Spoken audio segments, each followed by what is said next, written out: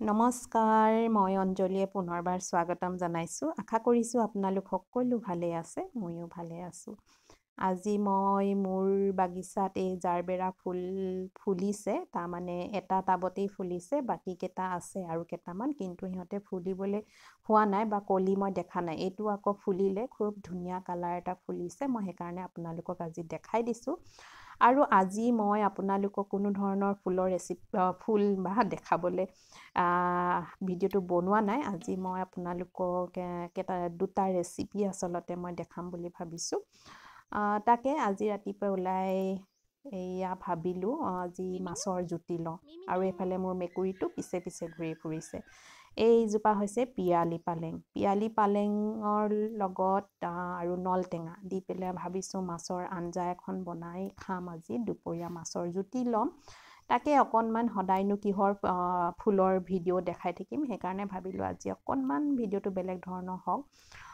সেইকাৰণে মোবাইলটো হাতত লৈ ল'লোঁ আৰু এয়া কেমেৰা অন কৰি ভিডিঅ' ষ্টাৰ্ট কৰিছোঁ এইজোপা হৈছে চিকুজোপাৰ লগতে মই এটা পিয়ালি পালেঙৰ ডাল গুজি ৰাখিছিলোঁ এই যে পিয়ালি পালেংজোপা নহয় কিমান বাৰ যে খাইছোঁ এজোপাতে বহুত বেছি ওলাই থাকে আৰু বহুত বেছি মানে কি আমাৰ কাৰণে এসাঁজমান হৈ যায় আৰু আজি তিনিটাহে আছোঁ আমি ধৰক ল'ৰাটো আছেহি তাৰ লগত তিনিজনৰ কাৰণে ধুনীয়াকৈ এসাঁজ হৈ যাব সেইকাৰণে ধুনীয়াকৈ আগবোৰ ছিঙি ল'লোঁ আৰু এই ধৰণে আগবিলাক যিমানে ছিঙি থাকিব সিমানে জোপোহা হৈ পৰে আৰু ইয়াৰ বেছি হৈ গৈ থাকে এই ধৰণে এইখিনি তুলি ল'লোঁ দেখিছে এয়া এসাঁজ হৈ যাব ইয়াৰ লগত ভাবিছোঁ নলটেঙা দি দিম এটা চুকলে নলটেঙা এজোপা আছে বৰ ডাঙৰ নহয় সৰু হয় মই আজি এবছৰমান আগতে ৰুইছিলোঁ নেকি এবছৰ হৈছে নাই হোৱা জানো এবছৰমান আগতে ৰুইছিলোঁ এই বাইদেউৰ ঘৰৰ পৰা আনি পেলাই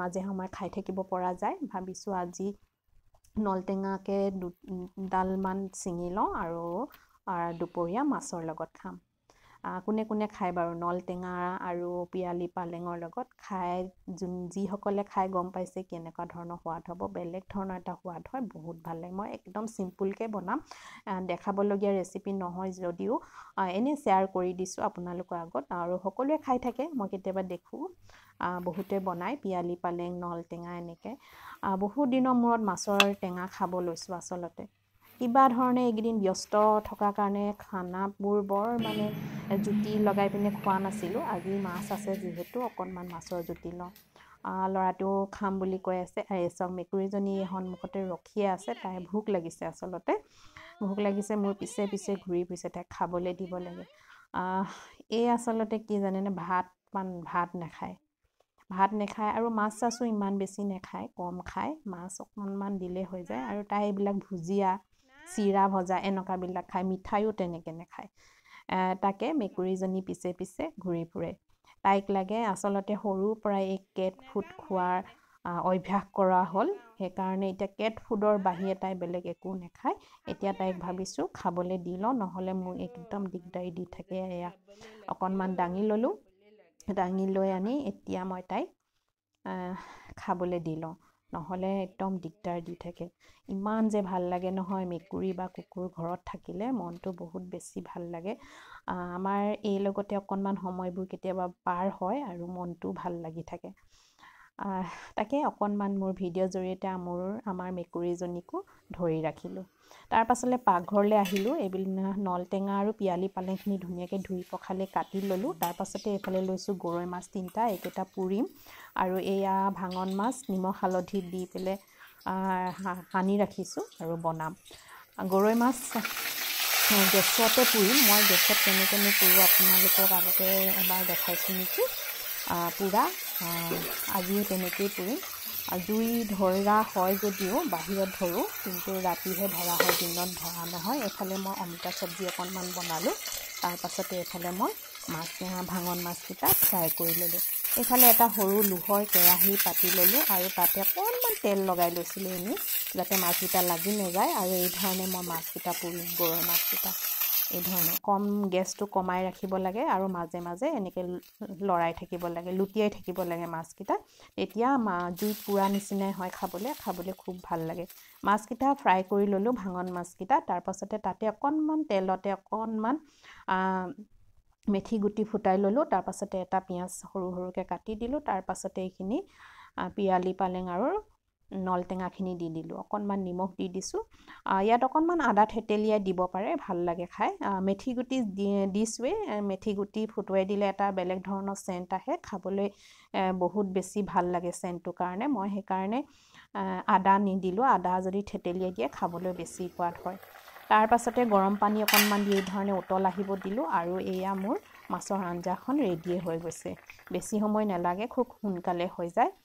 এয়া ৰেডি হৈ গ'ল। তাৰপাছতে এইফালে মোৰ মাছখিনিও এতিয়া দেখিছেনে, এই ধৰণে লৰাই লৰাই মই পুৰা দৰে কৰি ল'লোঁ আৰু ধুনীয়া হৈ গ'ল। এয়া তাৰপাছতে মাছকেইটা মই ধুনীয়াকৈ বাছি ল'ম, কাঁইটকেইটা, নহ'লে পিটিকা কৰোঁতে হাততে কাঁইটবোৰে খুচিব, সেইটো কাৰণে ধুনীয়াকৈ মই বাছি ল'ম। তাৰপাছতে দেখিছেনে, জলফাই এটা পুৰি ল'লোঁ আৰু মাছৰ মূৰটো মেকুৰীজনীক দিছোঁ, খায় নে নেখায়, খাব চাগে, খাব লৈছে তাই। আৰু এয়া তাইক মাছৰ মূৰকেইটা দিলোঁ। তাৰপাছতে এইফালে মই পিটিকা কৰি ল'লোঁ, এটা জলফাই বইল কৰি ল'লোঁ। তাৰপাছতে নগা ধনিয়া আৰু পিঁয়াজ কাটি লৈছিলোঁ। তাৰপাছতে খুব ধুনীয়াকৈ ভোট জলকীয়া তেল অকণমান দি খুব ধুনীয়াকৈ মই পিটিকা কৰি ল'লোঁ। এইফালে অমিতা চব্জি বনাইছিলোঁ, অমিতা চব্জি আৰু এইফালে মাছ, পিৰালি পালেং আৰু নলটেঙাৰ লগত মোৰ মাছ বনোৱা ৰেডি হৈ গ'ল। আৰু এইফালে থালি ৰেডি কৰিলোঁ বেটাৰ কাৰণে, এফালে কৰিলোঁ দেউতাকৰ কাৰণে, আৰু গোটেই থালিখন দেখাই দিয়া নাই, আচলতে বৰ খৰখেদা হয় এই সময়টোত, সেইটো কাৰণে খাবলৈ দিলোঁ। লাহেকৈ মই খাইছোঁ, একেবাৰে লাষ্টত খাইছোঁ, কামবোৰ অকণমান চিজিল কৰি মেলি লওঁ, মানে তাহাঁতি খায়ে উঠিলে। তাৰপাছতে মই খাব লৈছোঁ। এয়া সঁচাকৈ বহুত দিনৰ মূৰত মাছৰ জুতি ল'লোঁ। আৰু কিবা এটা বনাম বুলি ভাবিছিলোঁ, কিন্তু সময়টো নহ'লগৈ, দেৰি হ'ল যিহেতু মই বাহিৰলৈ যাব লাগে।